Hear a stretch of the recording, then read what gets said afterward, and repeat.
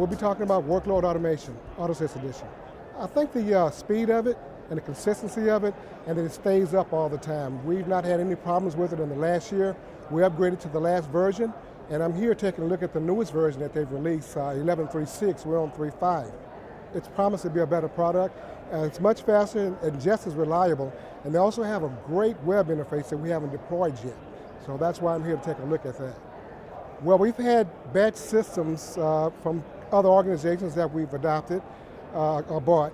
Now, AutoSys, Workload Automation, it used to be called AutoSys, actually is a better schedule in my opinion because of the way it schedules with it based on dependencies and events and job triggers. So it works on events and triggers. Some of them audit jobs and they reschedule them. AutoSys handles it a little differently, and it's quite easy to use, very easy to set up, and it just launches a script anywhere that we have a local agent installed on a server.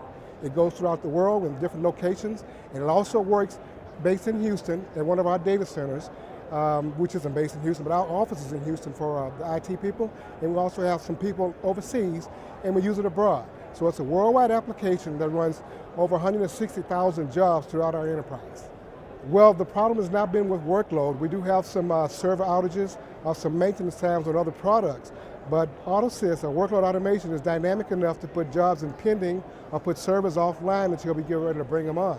And as soon as they go back online, the jobs start rescheduling themselves again. But it's a dynamic product, and it's been stable, and it's always up, and we've never had a real outage with the product.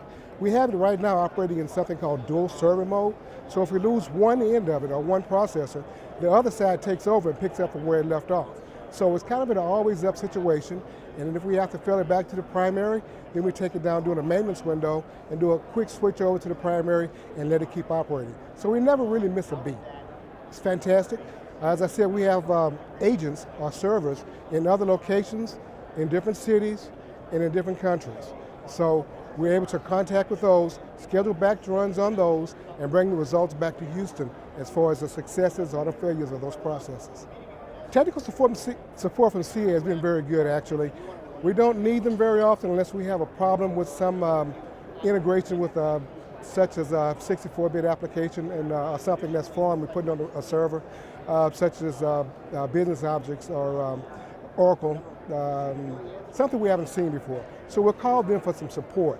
Otherwise, our staff is pretty knowledgeable enough, and we've had CA products for about 9 years, so we're pretty familiar with it on site. So it's just when some of the newer products come in, integrating with those are the times when we've had to call CA support.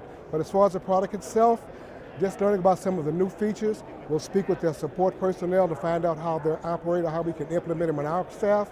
And once they come on site and give us some information, how-tos, then we pick it up from ourselves. But we don't need support as often as we used to with the prior products.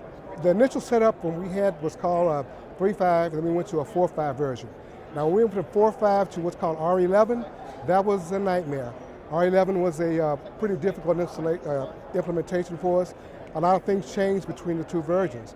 After we got all those humps, CA put out another service pack, and that kind of relieved most of our problems. And I think a lot of the rest of the industry suffered with some of the same issues that we had. But they were able to quickly release those within 6 to 7 months. I see room for improvement as far as monitoring the system and having a quiet data center where you don't have to have people monitoring and watching jobs run or watching flows go or looking for something to stop or a job to fail. I want to be alerted when we have a problem. I don't want to sit and watch a screen or have a staff of people sitting around the world waiting for something to fail. So by having a so-called quiet or lights out system where we get alerted just on these exceptions, it's the direction I'd like to see the product take.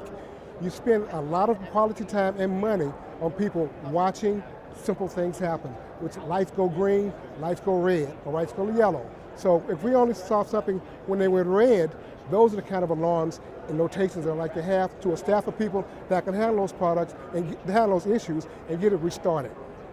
AutoSys, I've worked with several other products. I give AutoSys a 10. They can talk to me anytime they want to. I'll give them my number.